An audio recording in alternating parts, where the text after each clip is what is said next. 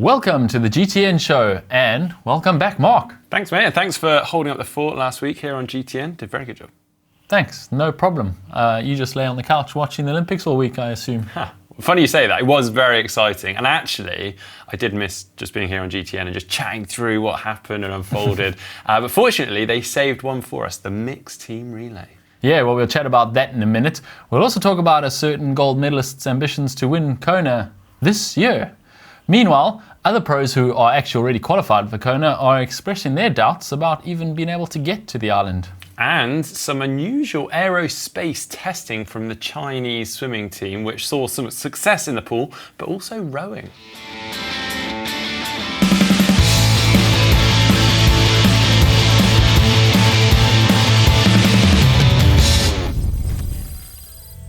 Well, let's start talking about that Olympic mixed relay. Wasn't that exciting? It really was. And actually, I've had a lot of non-triathlon friends talking to me about the mixed team relay. So I really hope it's here to stay, and perhaps we might see a shift in focus for the Olympics. I think it's definitely a potential, because it was exciting format. I think a lot of the world could really get into it, even if they didn't know much about triathlon. And it's kind of something that all the countries can get behind. So yeah, I think we'll probably see more of it. So what happened in this race? Well, conditions were hot and humid, but not quite as hot and humid as the men's race. They also weren't absolutely torrential rain like it was for the start of the women's race.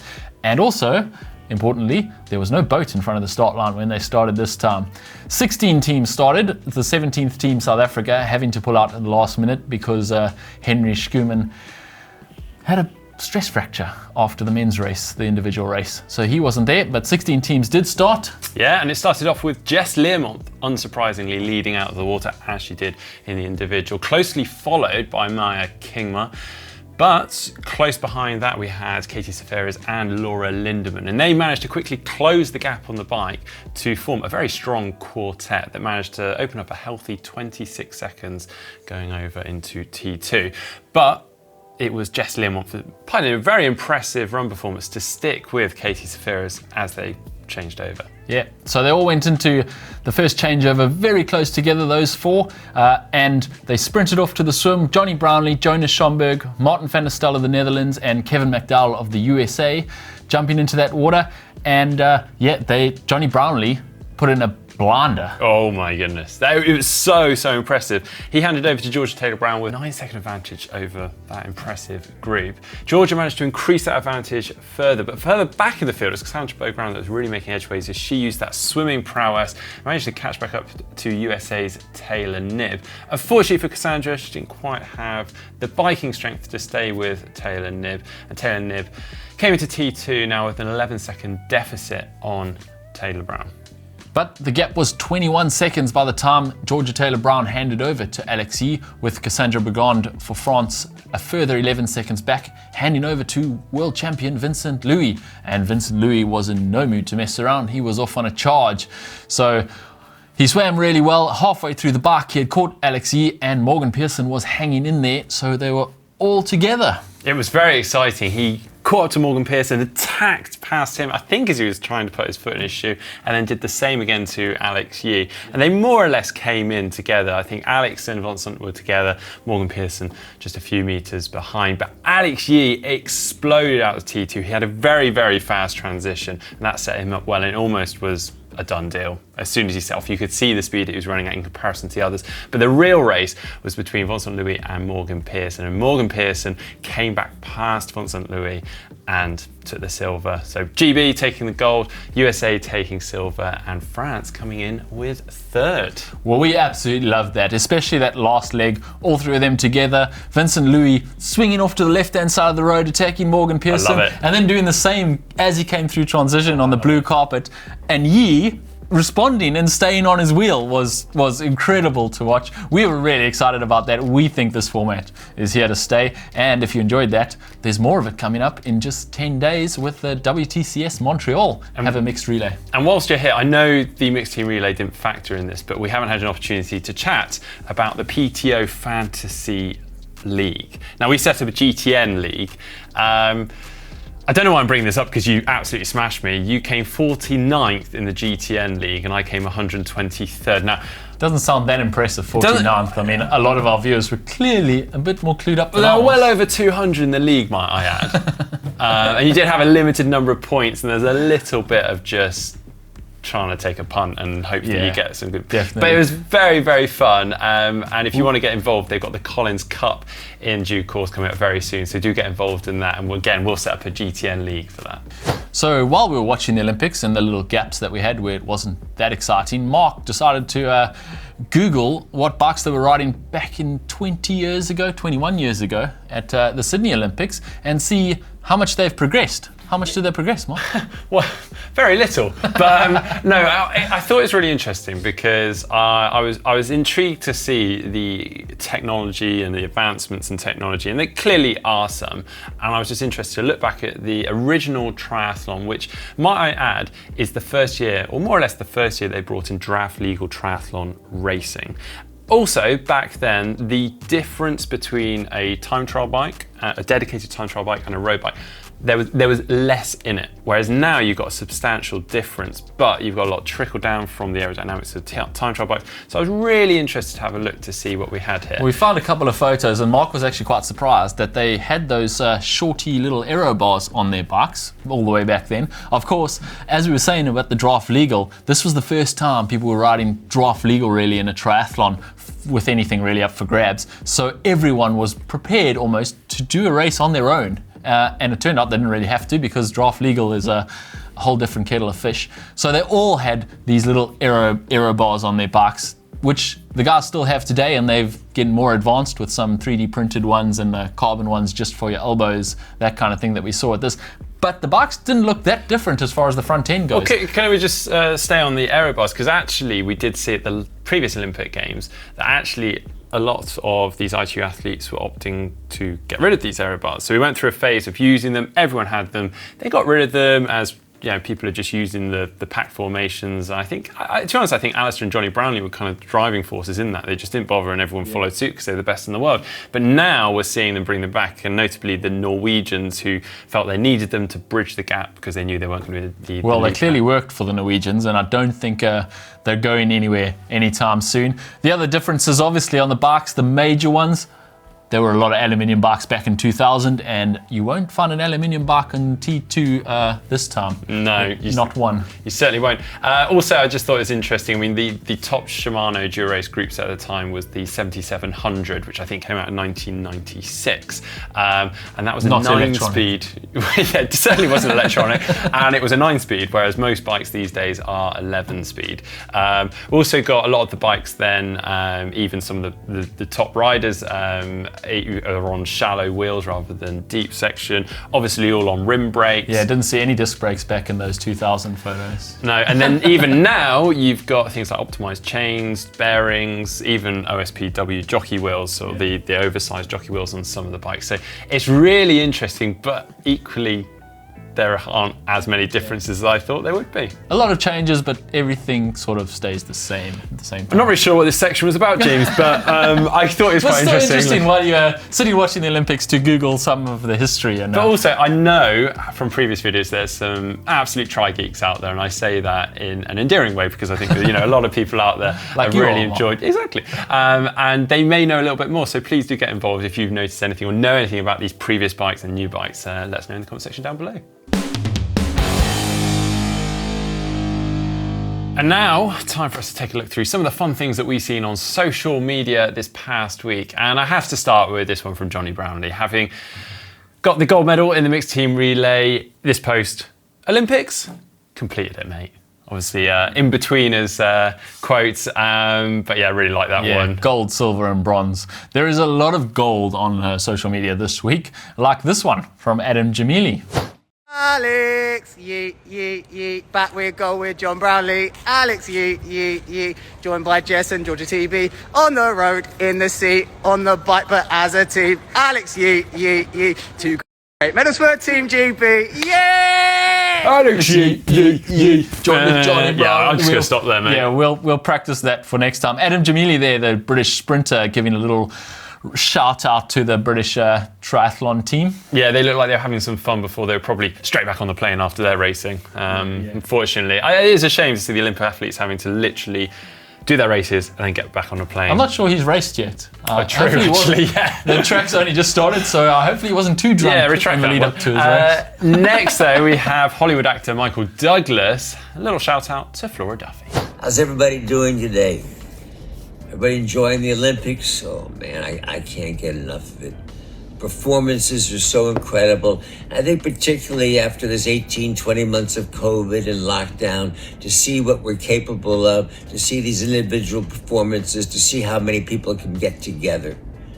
I mean, the Olympics are so important to all of us. I gotta make a shout out here to Flora Duffy, who won a gold medal in the triathlon. Flora's from Bermuda, where my mother's home country. And I believe, I've been told, that this is the only gold medal for the smallest and the least populated country in the history of the Olympics. So congratulations to Flora Duffy and to Bermuda. Well, that's pretty cool. Shout out from Michael Douglas. I trained with Flora in the beginning of the year. I'm not sure she remembers me now that she's Michael Douglas famous. Yeah, best mates. Next, we had Kristian Blummenfelt, obviously the recent Olympic champion, stating that he is after that elusive win at the Ironman World Championships later this year, which means that he will have to qualify at Frankfurt on August the 15th, and then race, and he plans to hopefully win the ITU, the WTS World Championship final on August the 21st. He says, it's going to be tough, but I'll give it a try. Yeah, I think maybe a little bit of a post-Olympic gold bravado going on there. He's if anyone can do it, Kristian. Well, yeah, he's also qualified for the 70.3 World Champs, which he could also do somewhere in there. And perhaps he'll even get an invite to the Collins Cup if he's not got enough racing on his... That is an ambitious schedule, but he's got his work cut out, obviously, on all counts. But for that World Championship final, he's obviously got to compete for points for Alex. I think they're very close. Yeah, they're 1 and 2 at the moment on the points, and so he's obviously doesn't want to let that slip, but he's going to qualify hopefully for Kona at Frankfurt and hop on a plane, 3 days isolation, and then race Edmonton a week later, which is very optimistic, even if you take out Kona from the mix. Yeah, well, best of luck to him. I mean, it makes it very exciting for us guys. Exactly. Armchair critics will sit here and watch him and pick it apart what he shouldn't have done, but all power to him. Go for it, mate. Yeah. Go for it. On the flip side of that, though, as we talk about Kristian's ambitious schedule, Tim van Berkel, who has qualified for the Ironman World Championships in Kona, has recently put out a post on social media stating that, well, he's just not sure he's going to be able to go. Not because he doesn't want to, but because of the COVID restrictions, trying to get over from Australia to the Ironman World Championships. Tim echoing a lot of the frustrations of a lot of pros out there. He is in very good shape and his training's gone really well. He qualified at Ironman Cairns, but given the restrictions, the travel, the lack of flights, the lack of accommodation, he would have to quarantine for 14 days on his return to Australia and miss his family obviously during that period. He's actually not sure he's even going to be able to race at the World Champs. So yeah, COVID is still playing a big role in the professional leagues. Yeah, and he's certainly obviously not alone. I mean, a lot of the age group athletes that have qualified simply can't go because they don't get that elite athlete exemption, and we thought that probably of anyone all these elite athletes would be able to go, but even to hear them saying they can't go just kind of puts it all into perspective, doesn't it? I mean, for those pro athletes for the Ironman World Championships, there are a handful of races still remaining. We've got the Ironman European Championships, we've got the women's race over in Finland and the men's race in Frankfurt, and then again we've also got a single sort of gender one, Copenhagen, the male pro race, and then Ironman Hamburg, the women's pro race. So 4 remaining races to qualify for the World Championships. It's getting close now, and yeah, hopefully everybody can get there and we can have a great race to watch. Moving on with another reactor, Gustav Iden able to poke a little bit of fun at himself. You know, those white, well, we call them white, but they're more like transparent Norway suits that they wore at the Olympics. Some people are asking him, what is your honest opinion of the Norway tri-suit? And he said, I have to be honest, or else you would see straight through it. taking a little tongue in cheek there. But personally, he says he likes the design because he has nothing to hide. We like him being able to poke a little bit of fun at himself, and clearly those suits worked. So maybe we'll see them. Maybe we'll see them in Kona because it's pretty hot and humid there too. Yeah. Moving on though, it is Norseman Race Week, the big race over in Norway that I have taken part in and can tell you it's very tough. So best of luck to everyone out there racing. We are also in the middle of the Zwift Norseman Festival climbing series, which culminates at the end of this week of the 8th of August. If you're quick, you can still get involved in some of the group workouts, so you can get the Norseman t-shirt and jersey on Zwift, but also you can get stuck into some racing. On August the 7th, there's a bike race, and on August the 8th, there's a running race, and again, unlocking that Norseman top. But yeah, also following on from that, we had a chap sending in a song about Norseman. Now, this is from Bent Olav Olsen. He says, "Hello from Norway. I've been involved with Norseman from the start, heavily involved. It's an important part of my life. I'm also in a band, which is called Furious Fossils. So I've combined the two passions and written a love song to the race of my life. And we have made this video with lots of race footage. It may fit your site's profile. So here it is."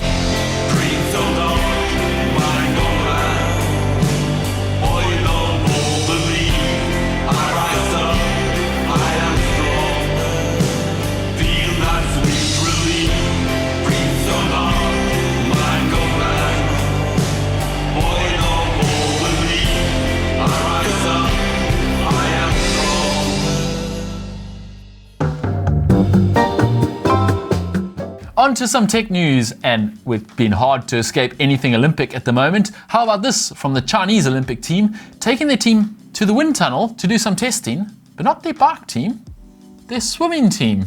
Yeah, they teamed up with the China Academy of Aerospace Electronics Technology, the CAAET, to carry out tests on 6 of their world champion swimmers using their aerospace equipment. Now, obviously, there was a lot more to it than simply just testing aerodynamics and drag.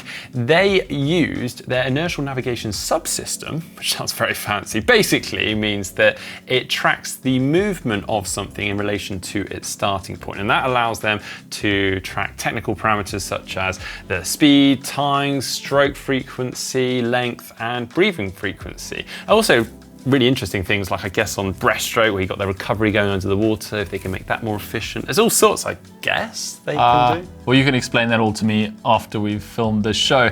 But apparently it worked because they got 3 gold, 2 silver, and a bronze in the pool. So, yeah, something worked there. Yeah, and I reckon there'll be other teams looking into this now. And also, they did use this for their rowing teams, who also brought home a gold with a world record and a bronze. One more piece of tech, first spotted in the wild, the new Ventum 1. This one now with disc brakes. That's been coming for a while, hasn't it? They've also said it's more adjustability in the front with a whole new cockpit, an aero riser for the aero bars, so more adjustability. We look forward to getting a full rundown of it soon, but yeah, it's out there.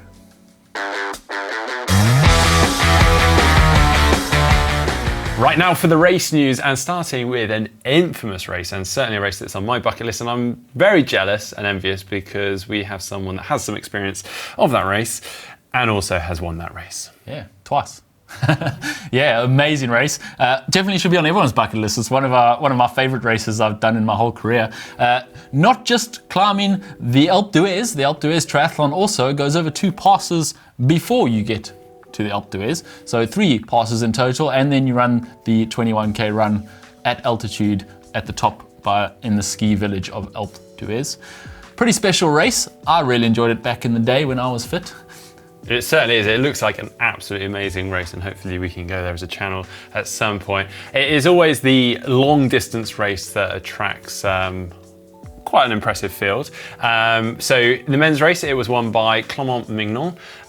Second to Leon Chevalier, who's actually a local lad and coached by Susie Cheatham's husband and coach, and Nathan Gibert. And then in the women's race, that was won by Emma Billum, and second was Marta Sanchez, and third, Alexandra Tondeur. Interestingly, in the short race, which happens a couple days later, and there They swim in the lake, they ride down the valley to the bottom of Alpe d'Huez, the famous 21 climbs, and then straight up. So it's a pretty short race. It's actually only a 28 kilometer bike ride, but of course 14 kilometers of it is straight up Alpe d'Huez.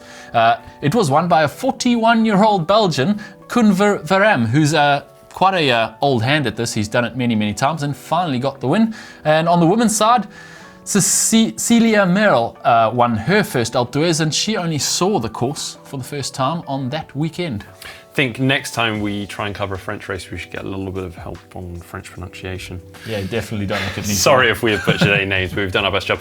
Coming up though this weekend, we've got some really exciting racing. We've got the 70.3 over in Boulder. We also have the 70.3 in Dinia and in Switzerland, where Daniela Rief will be racing. Yeah, some packed fields at those ones, especially Boulder. Boulder always attracting a massive field because it's everyone's training ground. So they think, well, there's a race on my doorstep. But of course, racing at altitude is never a lot of fun for anyone, even if you live there. And whilst it may not be this weekend, coming up in 10 days' time, we have WTCS Montreal, which is actually in quite an exciting format, an eliminator format. Yeah, pretty quick turnaround for those Olympic athletes who have just got home from the Olympic race.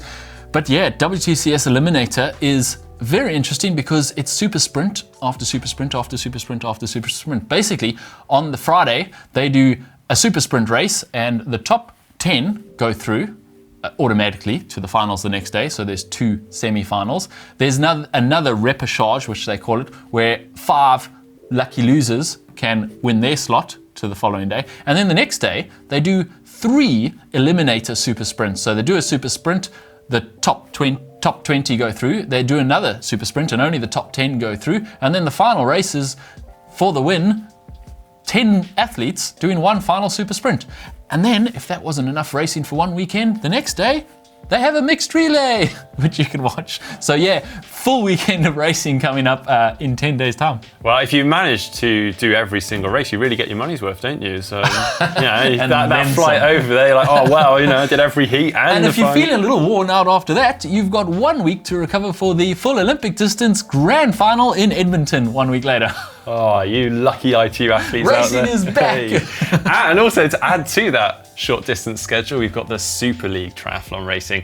They've just announced on the 5th of September, they will be racing in London. And we're talking real Super League, not the indoor Super League. We're talking outdoors racing in real life. And the whole of September is Super League month because the following week, there's another Super League in Munich, Germany on the September 12th. The following week, there's another Super League in Jersey, and the following week, there's another Super League in Malibu in the USA. So I hope all those Olympic distance athletes have got their tickets ready and their travel socks out because they've got a lot of flying to do. Yeah. They've also, talking of which, they have signed up a number of those athletes. So the GB mixed team relay, Alex Yee, Jess Learmont, Johnny Brownlee and Georgia Taylor-Brown are all signed up for London amongst many others. And also Flora Duffy has said that she's just going to do announced Malibu. that. Yeah, so, exactly. Very exciting. Speaking of people signing up for races and telling us that they're doing them, we're very interested as to whether the Collins Cup is going to send out some invites to some gold medalists from the Olympics. Could we see Kristian Blummenfelt add another race to his calendar and do the Collins Cup at the end of August? I don't know. It seems ambitious with his current schedule we were talking about previously. I think it's more likely that they might see Alex Yee, although non-drafting. I can't see it. He hasn't really made the move. But Johnny Brownlee has already said that maybe he's hanging up his short distance clothes and looking at longer distance. So maybe. And then over on the women's side, surely Flora's got to be interested in this. Well, surely they'll be interested in getting Flora there. Hopefully they can. But like you say, she's already signed up for Super League and she's got that Edmonton Grand Final. Someone who might be more interesting even is Nicola Spirig, who just before the Olympics proved herself in the middle distance. So maybe she's one who's going to say yes to an invitation.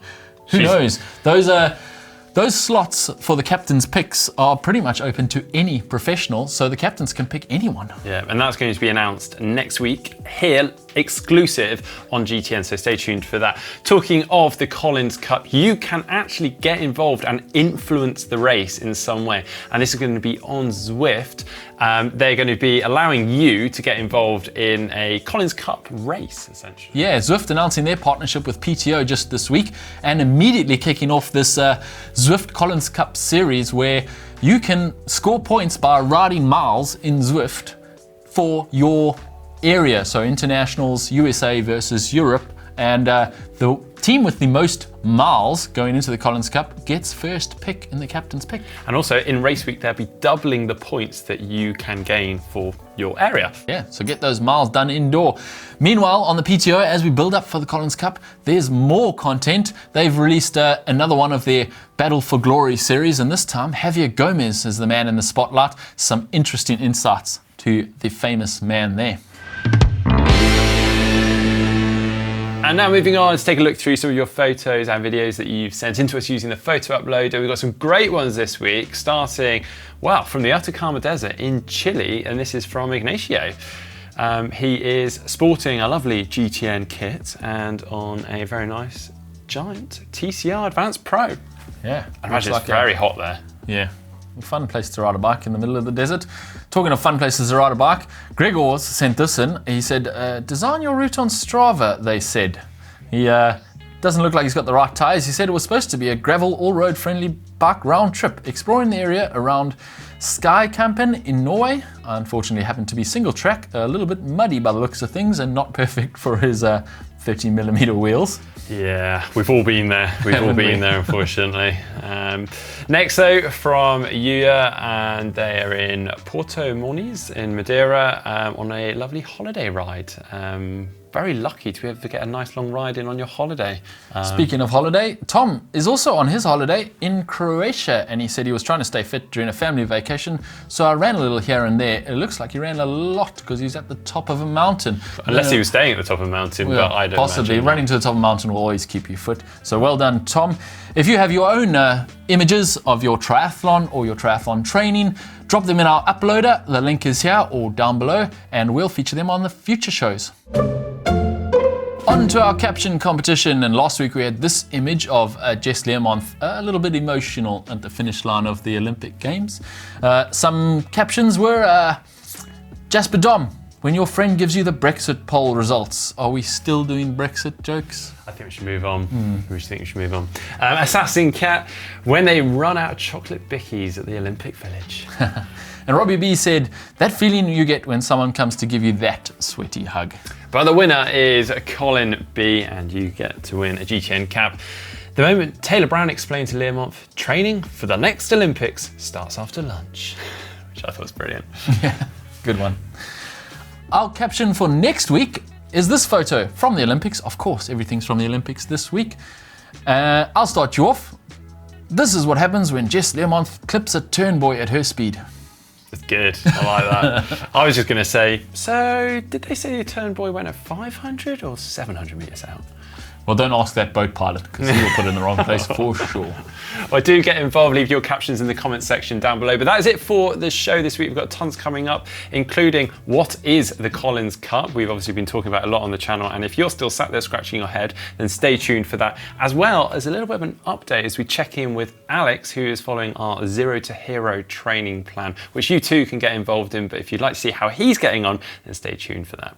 Don't forget to like and subscribe, and if you want to catch up on some other stuff that we've already done, Mark pulled out his cheap bike again and tried to upgrade it and didn't go so well. Hey. And also, should triathletes strength train? Heather tells us.